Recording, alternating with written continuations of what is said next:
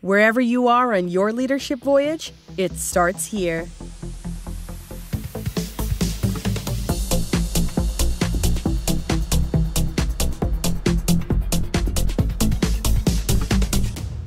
Hey everyone, welcome back to another episode of Leadership Voyage, the podcast dedicated to your pursuit of becoming a great leader. My name is Jason Wick, and you can learn more about the show at leadership.voyage. You can contact me at the email address startyourvoyage@gmail.com.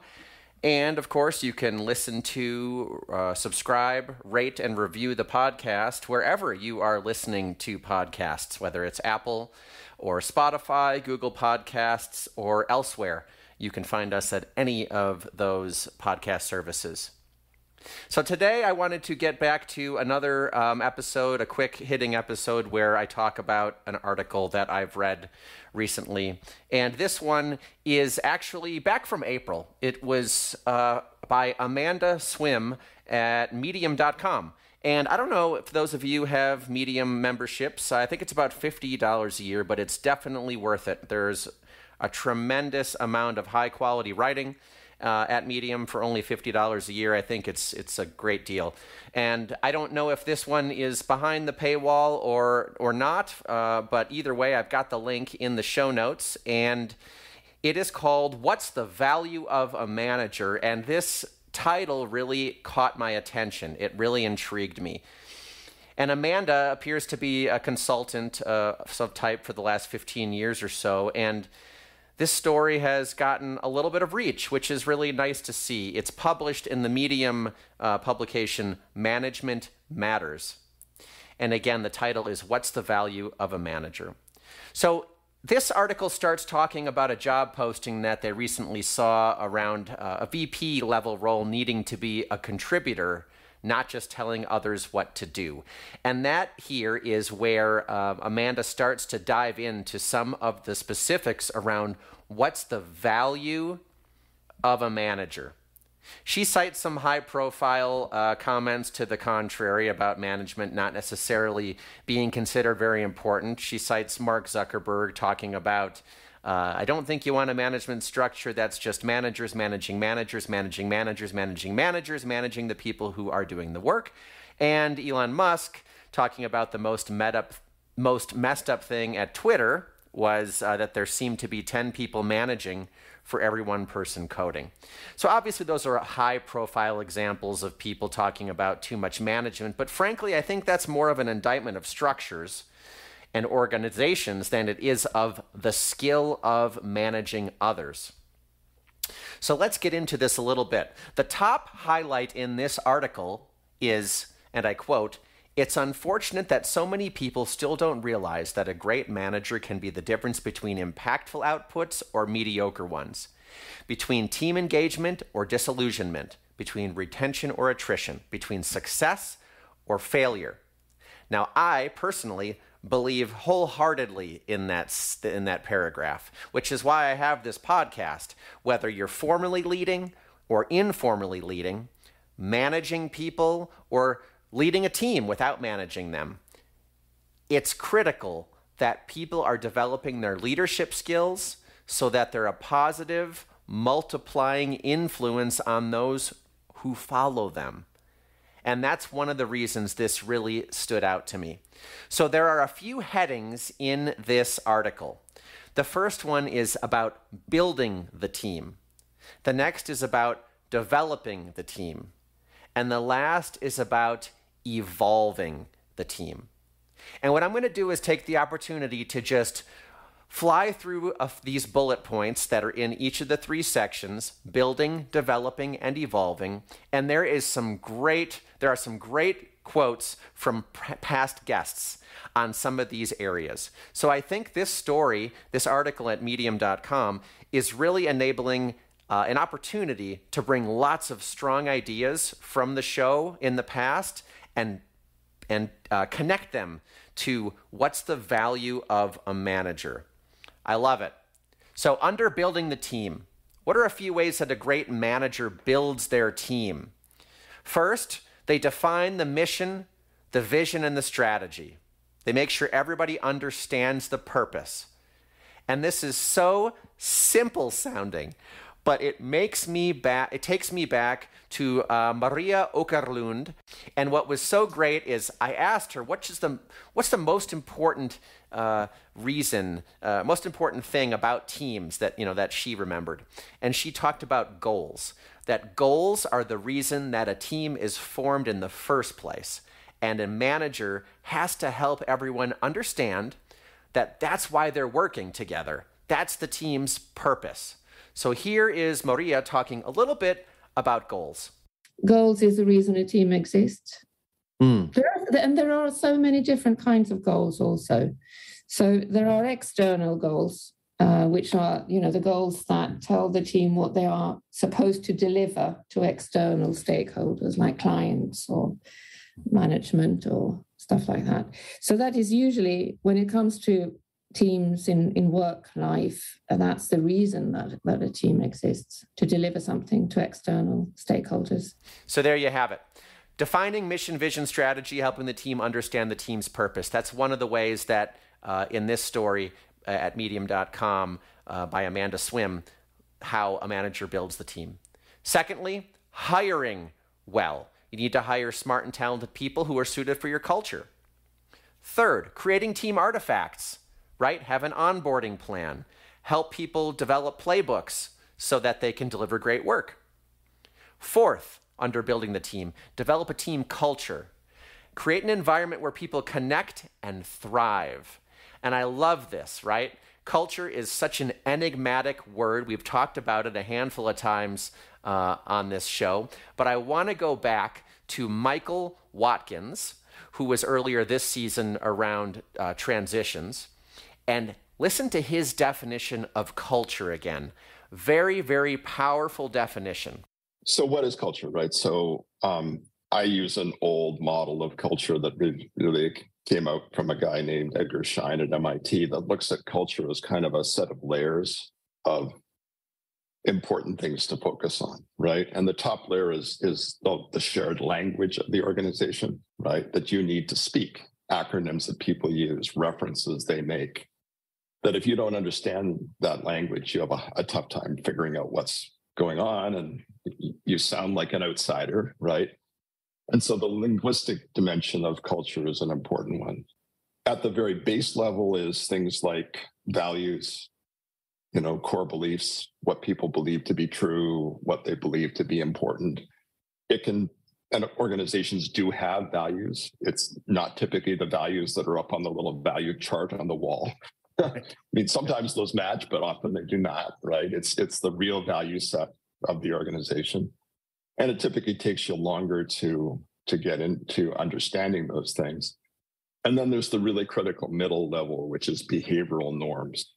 It's how we do things here. It's what's acceptable behaviors and unacceptable behaviors. What are the behavioral patterns that we see operating? So there you have it. That's culture, in the words of Michael Watkins. Help create and develop a team culture, an environment where everybody understands what's going on, how they can connect with each other, the language they have to speak. And that's one of the other ways that we help build a team as a manager. And lastly, the fifth item under building a team from this article, creating connection opportunities.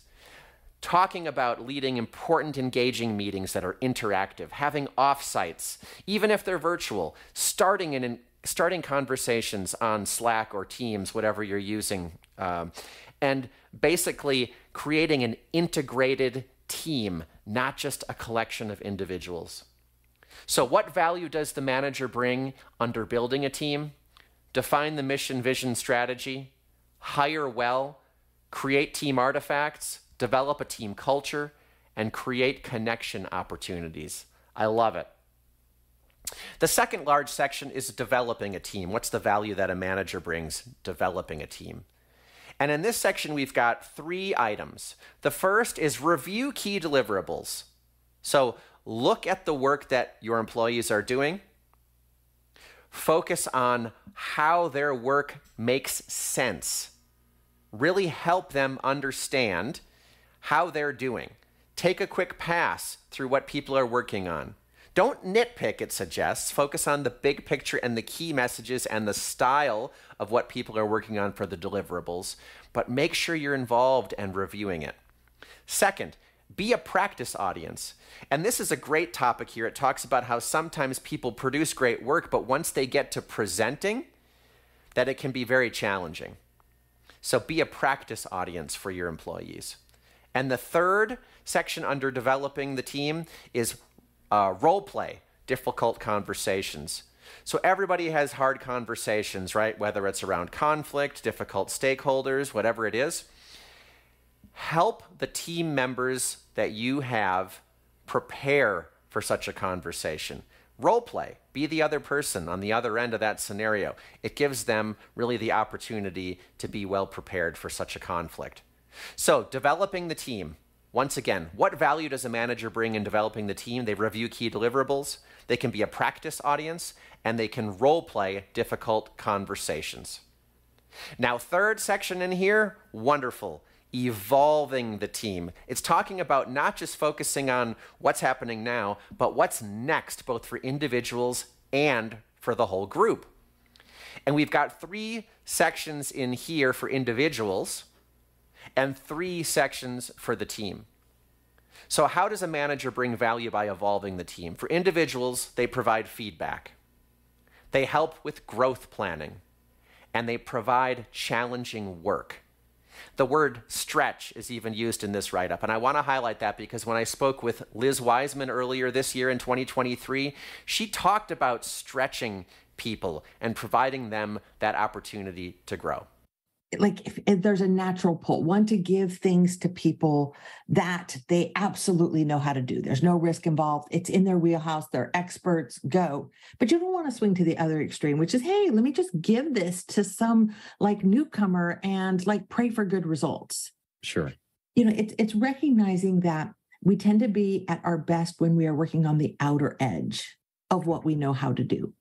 Like in that liminal space. So if you are reluctant to just say, hey, you know what, you're new here, try this. We've all been unsuccessful at it. Like, I don't recommend going there. Number one, look for that liminal space where it's like, this person has some of the core capabilities. They have some like natural skills that make them competent in this space. But now I'm going to ask them to do something in that ring, kind of that outer growth ring. Yeah. Because then it's like, okay, this is an extension of what I know how to do, but I clearly don't know how to do it. So there you heard it from Liz, a true expert on the matter. Providing people the stretch opportunities. That is how they develop those skills when they're challenged, taking on more complex work, but making sure that you're there to support them. So we can help evolve the team as managers on the individual level through feedback, growth planning, and challenging work. And then when you look at the whole team, we talk about reinventing, reassessing periodically what's going on with your team, what its mission is, what the company needs. Love that. Secondly, expand the team's capabilities. What else does your team need to offer the organization? Are there skill gaps that need to be filled? Do we need to deepen their skills in other areas that, process improvements and the like? And third, how can we evolve the team as a whole? Deepen skills. I quote from the story here, brainstorm ways to keep your team members continuously growing, including skills development and training sessions. So we talk about how can a manager bring value in evolving the team. For individuals, provide feedback, do growth planning, and provide challenging work opportunities. For the whole team, reinvent the team, expand its capabilities, and deepen its skills. I love this idea of deepening skills because we have the collective knowledge of the team, which co-intelligence really was a powerful word. So as a very quick recap for this, Amanda Swim's Medium article, What's the Value of a Manager? We talk about 3 sections. First, building a team. Help define the mission, vision, and strategy. Hire well. Create team artifacts. Develop a team culture, and create connection opportunities. Secondly, develop the team. Review key deliverables. Be a practice audience. Role play difficult conversations. And third and finally, evolve the team. For individuals, give feedback, do growth planning, and provide challenging work. And for the whole team, reinvent them, expand their capabilities, and deepen their skills. Once again, there's a link to this article in the show notes today. Thanks again for tuning in, and very soon as next week, I think, we will have another guest on the show with a very, very interesting topic: how to work with and lead people who are not like you. Till next time, everybody take care.